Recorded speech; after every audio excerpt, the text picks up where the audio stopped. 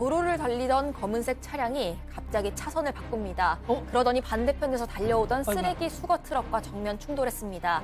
이 사고 충격으로 검은색 차량 전면은 형체를 알아볼 수 없을 만큼 처참하게 찌그러졌습니다. 이 검은색 차량 안에 탑승했던 6명이 모두 숨지고 말았는데 이들의 사연이 전해지면서 안타까움을 더하고 있습니다. 붉은색 꽃장식을 한 차량은 웨딩카였습니다. 여기에는 신랑과 신부 또 신부의 들러리까지 함께 결혼식장에 가던 길이었는데 이런 비극적인 사고를 당했던 겁니다. 특히 신랑 신부의 지인이라고 주장한 한 누리꾼은요. 당시 신부가 임신 3개월이었고 이 임신한 아이까지 포함하면 7명이 사망한 대형 사고다 이런 글을 남기기도 했습니다. 아유 이게 무슨 일이래요. 이 누리꾼들은 가장 행복해야 할 결혼식 날에 목숨을 잃은 신랑 신부에게 애도를 표하고 또 고인의 명복을 빈다는 글을 남기고 있습니다. 현재 경찰은 트럭 운전사와 목격자를 상대로 해서 정확한 사고 경위를 조사 중입니다. 자, 다음은 미국으로 가보시죠. 축구복을 입은 학생들이 하나둘씩 주차장으로 옵니다. 그런데 한 학생이 갑자기 엄마 차량으로 달려가더니 조수석에서 무언가를 꺼내는 모습입니다. 뭘요? 권총을 꺼낸 것입니다. 이 학생 한치의 망설임도 없이 학생들을 향해서 권총을 쐈습니다. 총격에 놀란 학생들은 겁을 먹어서 어쩔 줄 모르는 모습인데 어머니로 추정이 되는 한 여성이 뛰어와서 권총을 쏜 학생을 말립니다. 당시 총을 맞은 피해 학생의 어머니가 곧바로 911에 긴급신고 전화를 걸었다고 합니다. 잠깐 듣고 오겠습니다. Medical, my son got shot, miss.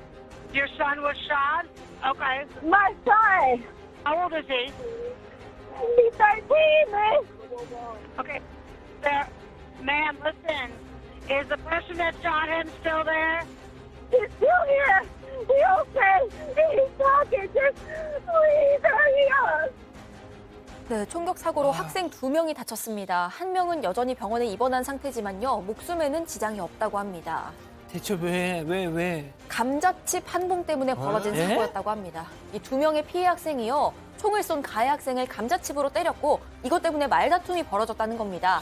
가해 학생의 나이는 11살이었습니다. 체포돼서 살인미수 혐의로 재판에 넘겨진 상태입니다. 아휴, 이어서 미국으로 가보시죠. 자, 오토바이족들이 도로를 달리고 있습니다. 그런데 한 오토바이 운전자가 갑자기 차량 위로 뛰어 올라가서 쿵쿵 뛰면서 결국 뒷유리까지 부서뜨리죠.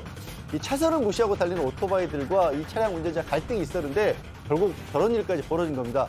그런데 보세요. 여성 운전자 당황하지 않고 차량 내립니다. 그리고 근데 오토바이 운전자 주변에서 총이 떨어졌어요. 위험해. 놀랄만도 한데 오토바이 운전자가 여성 운전자를 향해 총까지 겨누고 있죠. 싸우지 마. 하지만 여성 운전자 표정 보세요. 그리고 행동. 이거 걸크러쉬 그 자체입니다. 헬멧으로 치려고 해도 아랑곳하지도 않고 몸싸움에도 밀리지 않아요. 밀었어. 오토바이를 밀어서 쓰러뜨립니다. 오히려 오토바이 운전자가 혼비백산에서 현장을 벗어납니다. 쫄았어. 자, 이렇게 여성이 용감하게 맞선 이유 차 안에 아이들이 있었기 때문입니다. 아이고, 세상에. 아이들을 보호하기 위해서 하는 행동이었는데 자, 역시 어머니는 강하다 이 말 새삼 느낍니다. 그래도 좀 위험해. 총인데. 그러게요. 정말 대단합니다. 예. 자, 다음은 호주로 가보시죠. 자, 한 남성이 운동화 한 짝은 신고 다른 한 짝은 손에 든 채 호스텔 방 밖으로 나오죠. 뭔가 불안한 듯이 방문을 계속 살피면서 누군가와 대화를 나누는 듯한 모습인데 갑자기 거센 불덩이가 문 밖으로 치솟습니다. 안에 있던 또 다른 남성도 나와서 허겁지겁 복도를 벗어납니다. 폭탄 테러. 아니요. 충전 중이었던 리튬 배터리가 폭발한 겁니다.